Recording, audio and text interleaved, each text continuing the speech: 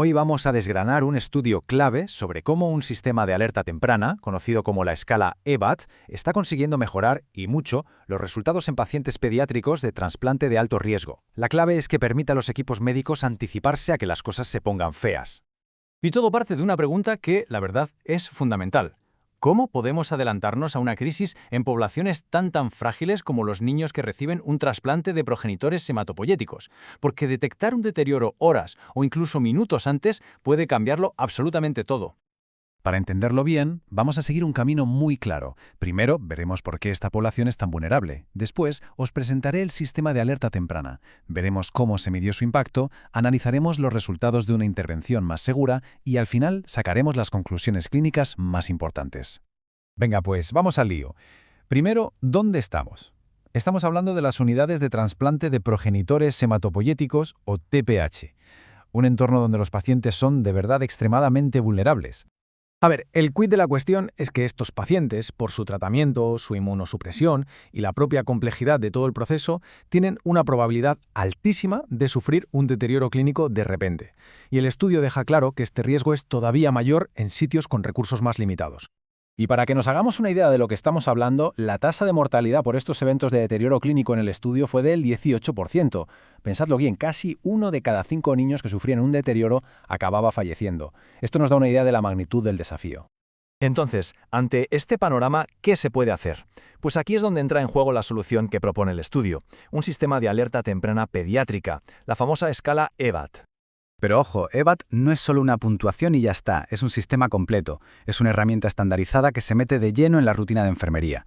¿Cómo funciona? Pues asigna puntos a parámetros fisiológicos que ya conocemos. La frecuencia cardíaca, la tensión, la frecuencia respiratoria, la saturación, pero también el estado neurológico.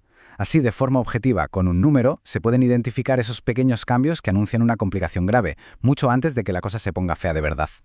El proceso se basa en 3 pasos muy sencillos. Primero, se evalúa al paciente y se le da una puntuación. Si esa puntuación pasa de cierto límite, se activa una alerta.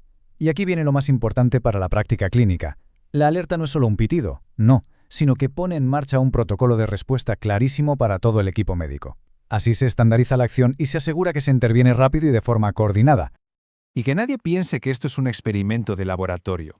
El estudio se hizo en el mundo real, en 6 centros de trasplante muy distintos de Argentina, Brasil, Colombia, México, Perú y también España. Esto le da una validez y una aplicabilidad a los resultados que es tremenda. Y ahora vamos a lo que importa, los datos. ¿Funcionó o no funcionó? Pues los investigadores compararon los resultados de los pacientes antes y después de empezar a usar la escala EBAT. A ver, esta tabla es el corazón del estudio y las cifras son simplemente espectaculares.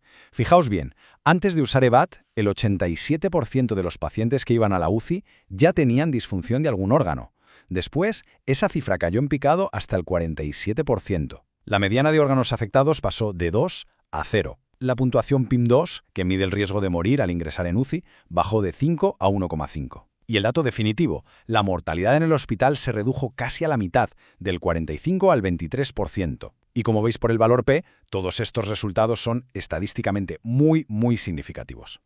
O sea, ¿cuál es la moraleja de toda esta tabla? Pues muy sencillo, el sistema permitía pillar el problema mucho antes. Los pacientes llegaban a la UCI en una fase más temprana, cuando el deterioro era menos grave, y por lo tanto había muchas más posibilidades de darle la vuelta a la situación.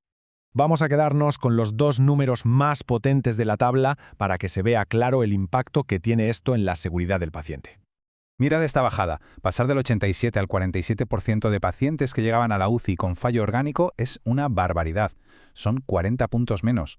En la práctica esto significa prevenir complicaciones gravísimas y darles a los niños una oportunidad mucho mejor de recuperarse. Y este otro dato va en la misma línea, y lo confirma. La puntuación PIM2, como decíamos, mide el riesgo de mortalidad. Bajar de 5 a 1,5 significa que el equipo intervenía cuando el paciente estaba en un estado muchísimo menos crítico. Es la diferencia entre apagar una cerilla y tener que apagar un incendio. Muy bien, muchos números, muchos datos, pero todo esto en el día a día de un hospital, ¿qué significa realmente? ¿Qué nos podemos llevar? Pues mirad, Nadia lo resume mejor que los propios autores del estudio. Dicen que el sistema EBAT no solo sirve para predecir, sino que facilita la identificación, el manejo y la toma de decisiones, mejorando al final la calidad y la seguridad de la atención. Así de claro. En definitiva, si tuviéramos que quedarnos con las ventajas clave, serían estas. El sistema ayuda a detectar los problemas antes.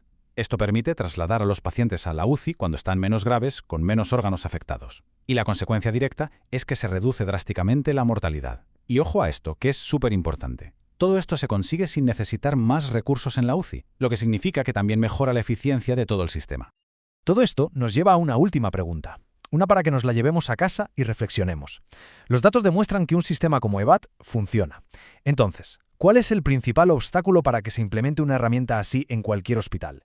¿Es la formación? ¿La falta de recursos? ¿La cultura de siempre se ha hecho así? Es una pregunta que nos invita a pensar en cómo llevar la evidencia a la cabecera del paciente.